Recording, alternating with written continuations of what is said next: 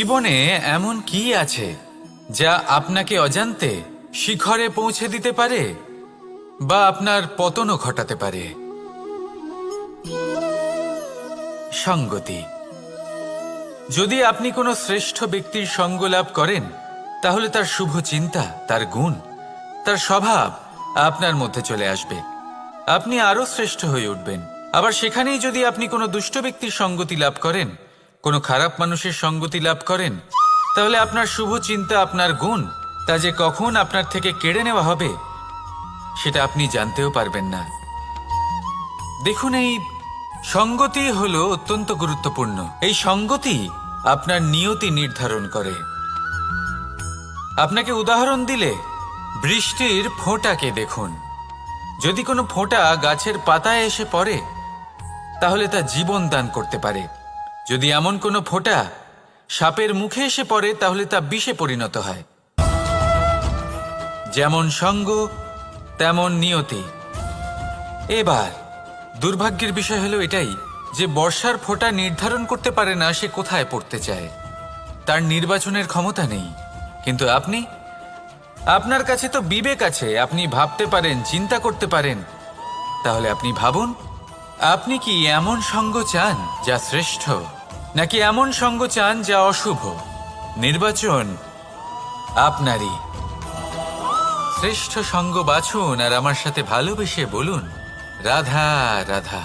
আমাদের জীবনে অত্যন্ত গুরুত্বপূর্ণ একটা আশা বসবাস করে, বিশ্বাসের রূপে। বিশ্বাস যা আমরা ঈশ্বরের ওপর করি, ভাগ্য, প্রারব্ধের ওপর করি, নিয়তির ওপর করি।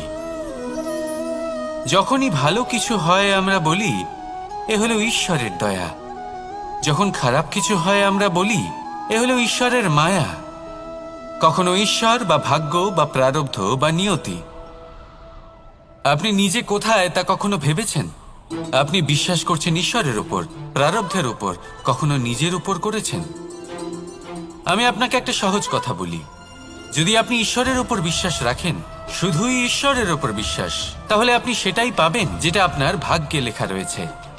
কিন্তু যদি আপনি নিজের উপর বিশ্বাস রাখেন, আত্মবিশ্বাস রাখতে শেখেন, তাহলে ঈশ্বর আর নিয়তি দুজনে মিলে আপনার ভাগ্যে সেটাই লিখবে যা আপনি চাইছেন। তাই মনে রাখবেন, সাফল্যের পথ হলো এই বিশ্বাস। নিজের আত্মবিশ্বাসকে ধরে রাখতে শিখুন। দেখবেন আত্মা প্রসন্নতায় ভরে উঠবে। তাহলে আসুন এই প্রসন্ন ভাব নিয়েই বলুন, রাধা রাধা।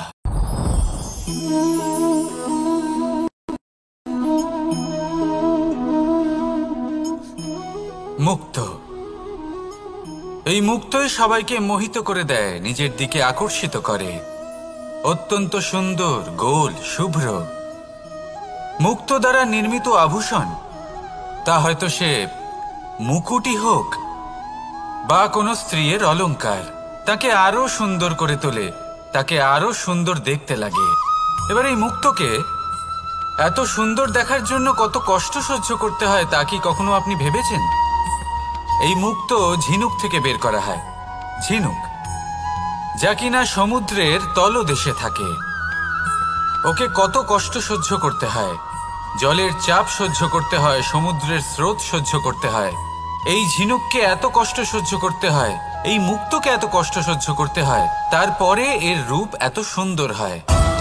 যদি আপনিও আপনার পরিশ্রমের সৌন্দর্য, নিজের পরাক্রমের সৌন্দর্য এই সংসারে প্রকাশিত করতে চান, তাহলে আপনাকেও কষ্ট সহ্য করতেই হবে।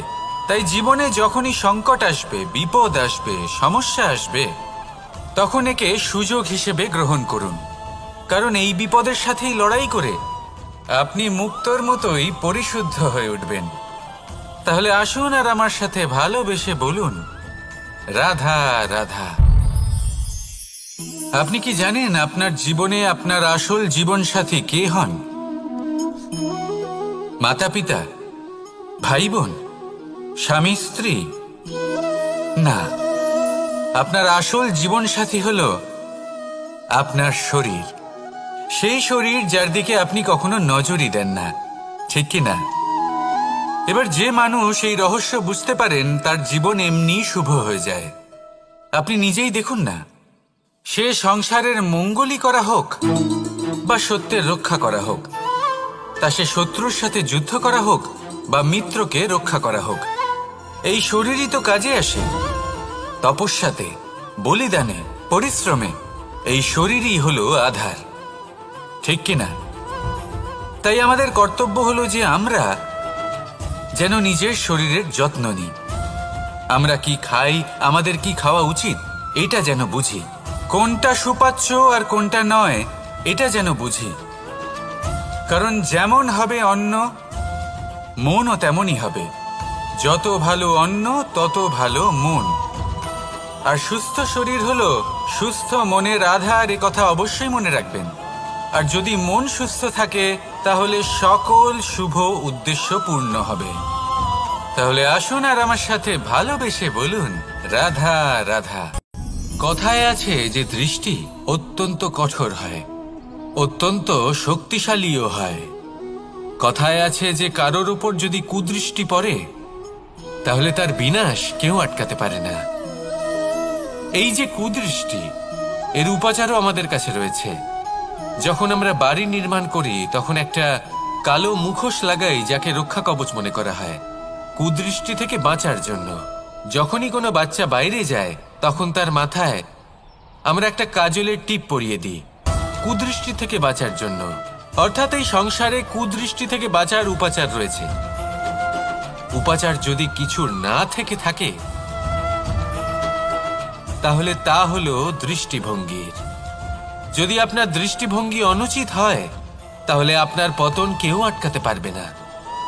না পারবে কালো মুখোশ, না কালো টিপ, না স্বয়ং ঈশ্বর। সেই জন্য নিজের দৃষ্টিভঙ্গি শুভ করে তুলুন, সব কিছু শুভই হবে। আসুন আমার সাথে ভালোবেসে বলুন, রাধা রাধা। কথায় আছে যে জীবনের আধার হলো সম্পর্ক, প্রসন্নতারও এবং ঈশ্বরের সাথে দেখা পাওয়ারও। এবার এই সম্পর্কের আধার আসলে কি? সেবা? না। বোঝাপড়া? না। অপেক্ষা? না। এই সম্পর্কের আধার হলো বিশ্বাস। যদি বিশ্বাস ভেঙে যায় তাহলে জেনে রাখবেন যে সম্পর্করূপী এই ভবন, এর ভিতই ভেঙে গেল। আর যদি ভিত ভেঙে যায় তাহলে সেখানে অন্য কোনো ভবন নির্মাণ সম্ভব নয়, সম্ভবই নয়। এই সমস্ত সম্পর্কের বিশ্ব বিশ্বাসে বসবাস করে। এই বিশ্বাস হলো অত্যন্ত গুরুত্বপূর্ণ। এই বিশ্বাসের জোরেই আমি আর রাধা কোনো সাংসারিক বন্ধনে আবদ্ধ না হয়েও এক অত্যন্ত দৈব অলৌকিক বন্ধনে আবদ্ধ। এ হলো বিশ্বাস, যার দ্বারা 11 অক্ষৌহিনী সেনার সামনে অর্জুন দাঁড়িয়েছিল এবং জয়ী হয়েছিল। এই বিশ্বাস হলো অত্যন্ত গুরুত্বপূর্ণ। তাই বিশ্বাস করতে শিখুন, বিশ্বাস দিতে শিখুন, বিশ্বাস পালন করতে শিখুন। আর আমার সাথে ভালোবেসে বলুন, রাধা রাধা। এই সংসার অত্যন্ত বিচিত্র এক স্থান। এ সত্য খুঁজতে থাকে, আর সত্য খুঁজে পেলেই তা প্রমাণ করতে চায়। সে চায় তার প্রমাণ পেতে, সাক্ষী পেতে চায়। সেক্ষেত্রে আমাকে বলুন যে সত্য কি করতে পারে? সেই ব্যক্তি যে সত্যকে ধরে আছে সে কি করবে? কিছুই নয়, কিছু করার প্রয়োজনই নেই, শুধু তাতে টিকে থাকতে হবে। সেই হিমালয়ের মতো যা আজ পর্যন্ত টিকে রয়েছে। যদি আপনি সত্যবাদী হন তাহলে আপনার কিচ্ছু প্রমাণ করার কোনো প্রয়োজন নেই। যদি প্রয়োজন থাকে তাহলে সত্যের সাথে টিকে থাকার। এই সময় নিজে সাক্ষী হবে, নিজে প্রমাণ দেবে। এই নিয়তি স্বয়ং প্রমাণিত করবে যে আপনি সত্যবাদী ছিলেন, আপনি সত্যের পথে ছিলেন। তাহলে আসুন আর আমার সাথে ভালোবেসে বলুন, রাধা রাধা। ঈশ্বর আমাদের হাত প্রদান করেছেন। হাত যা জড়ো করা হয় প্রণাম করার জন্য, ঊর্ধ্বগামী হয় প্রার্থনার জন্য। এই হাত যার দ্বারা আমরা খাবার খাই, ফসল উৎপাদন করি। কিন্তু এই হাতের দ্বারা সবথেকে শ্রেষ্ঠ কাজ কি হতে পারে? সেবা। আগে হ্যাঁ, সেই হাত যা সামনে এগিয়ে আসে সেবা করার জন্য, যে সেবা করে তাদের যারা দুঃখে থাকেন, নিরাশ হয়ে থাকেন, যারা সেবা করেন তাদের যারা কিনা দরিদ্র, সেই হাত হলো সব থেকে অধিক মহান। ঈশ্বরকে দীনবন্ধু বলা হয়ে থাকে, কারণ যারা দুঃখী হন, নিরাশ হন, দরিদ্র হন, ঈশ্বর তাদের সাহায্য করেন, তাদের সহায়ক হন, তাদের মধ্যে ঈশ্বর বাস করেন। তাই আপনারা যদি এটাই করেন, যারা দুঃখে আছেন, নিরাশ হয়ে আছেন, যাদের সাহায্যের প্রয়োজন রয়েছে, যদি আপনি তাদের সাহায্য করেন, তাহলে আপনি এমন এক চৈতন্য লাভ করবেন যে আপনি তৃপ্ত হয়ে উঠবেন। তাহলে সবার সেবা করুন আর আমার সাথে ভালোবেসে বলুন, রাধা রাধা। ভয়। জীবনে আমরা কোন কোন বিষয়ে ভয় পাই? কোনো মানুষকে হারানোর ভয়, কোনো মানুষ, কোনো সম্পর্ককে হারানোর ভয়, অর্থহানির ভয়, সময়হানির ভয়। এবার বিষয়টা হলো, এই ভয় কখনো আমাদের কোনো লাভ করে না। এটা সবসময় আমাদের পিছনে ঠেলে আর নিচু স্তরে নামিয়ে দেয়, কখনোই আমাদের উত্থানের কারণ হয় না। তাই জীবনে যদি কোনো ভয়ের কারণ থাকতেই হয়, তা শুধুই এটা যে মানুষের কথা ভাবতে ভাবতে, সম্পর্কগুলিকে হারানোর ভয়, মানুষকে হারানোর ভয়, সবার মন রাখতে রাখতে আপনি যেন নিজেকে, নিজের ভাবনা চিন্তাকে না হারিয়ে ফেলেন।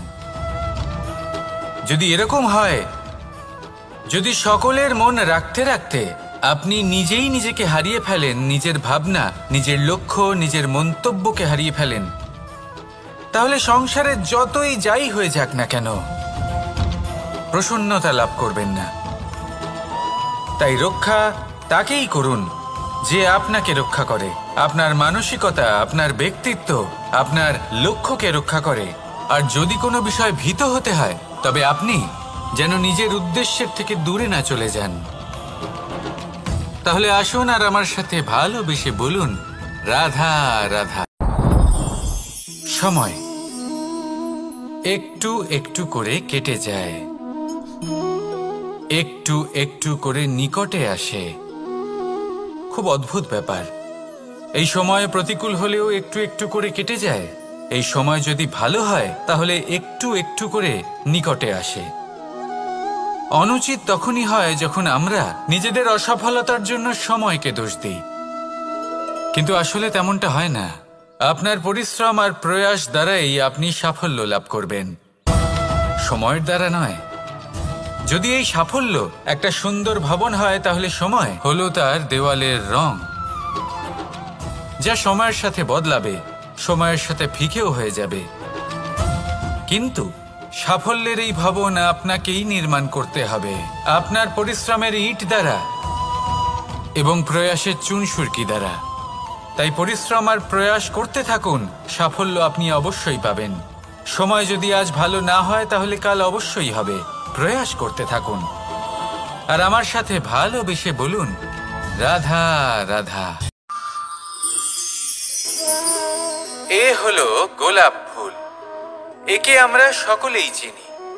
সমগ্র সংসার ভালোবাসে এই পুষ্পকে। এই ফুল দেখতেও সুন্দর। সবথেকে বেশি গুরুত্বপূর্ণ কথা হলো এর সুগন্ধ, যা দূর দূরান্ত থেকে ব্যক্তিদেরকে আকৃষ্ট করে। এই সুন্দর পুষ্প একটু মন দিয়ে দেখলেই দেখা যায় এর নিচে কাঁটা রয়েছে। এই সংসার বলে, এ প্রকৃতির কেমন রচনা, এত কোমল পুষ্প, এটা কি তীক্ষ্ণ কাঁটা সহ প্রস্ফুটিত হয়? এটাই হলো জীবনের সত্য। আমাদের অন্তরের সদ্গুণ, সেগুলিও এই ফুলের মতোই সুন্দর। সংসারের সৌন্দর্য দেখতে পায়, এর সুগন্ধ চতুর্দিকে ছড়িয়ে পড়ে।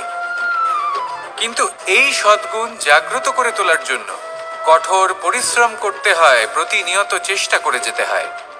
তাই জন্য যদি আপনি জানেন আপনার পথ উচিত, কিন্তু তা কাঁটায় পরিপূর্ণ, তাহলে থামবেন না, চলতে থাকুন। একবার যদি অন্তরের সদ্গুণ জাগ্রত হয়, তাহলে এই সংসারের সৌন্দর্য দেখবে আর সুগন্ধে আকর্ষিত হয়ে আপনার কাছে আসবে। এই মন, এই জীবন প্রসন্ন হয়ে বলবে, রাধা রাধা।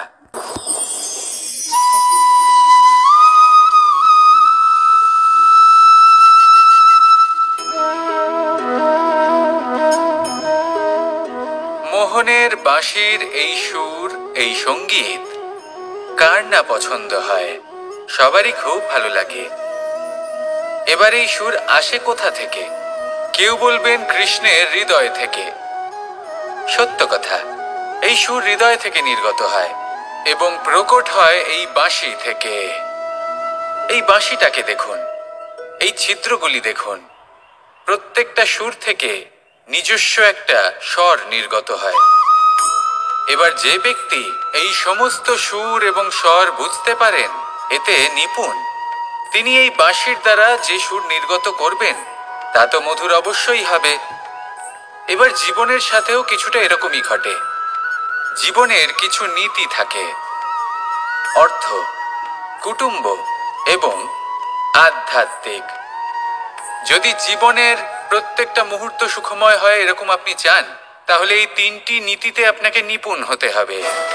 কোনো একটি বিশেষ নীতির প্রতি যদি আপনি বেশি ঝুঁকে পড়েন, তাহলে বাকি দুই নীতি থেকে যা সুখ লাভ করা সম্ভব তা পারবেন না। ধন অর্জন করতে হবে পরিবারের জন্য, পরিবারের সুখ মনের শান্তির জন্য, মনে শান্তির প্রয়োজন মনের শুদ্ধতার জন্য। যখন এই মন শুদ্ধ হবে, জীবন শুদ্ধ হবে, পবিত্র হবে, সুন্দর হবে এবং ভালোবেসে বলবে, রাধা রাধা। যত শক্তিশালী এই মন, তত শক্তিশালী এই শরীরও। এই যে আমাদের শরীর, এটা আসলে কি? এ হলো একটা রথের মতো। আর একটা রথ ততক্ষণ চলতে পারবে না যতক্ষণ না তাকে কোনো সারথি চালাবে। এই মন হলো শরীরের সারথি।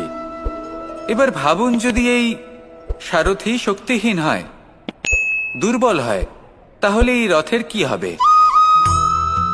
এটা উচিত পথে চলতে পারবে না, উচিত গতিতে চলতে পারবে না, মন মতো স্থানে এটা পৌঁছতেও পারবে না। সেই জন্য মনের শক্তি অত্যন্ত প্রয়োজনীয়। এবার মনের শক্তি আমরা কোথা থেকে লাভ করি? দৃঢ়তার শক্তি থেকে। এবার এই শক্তি আমরা কিভাবে বাড়াতে পারি?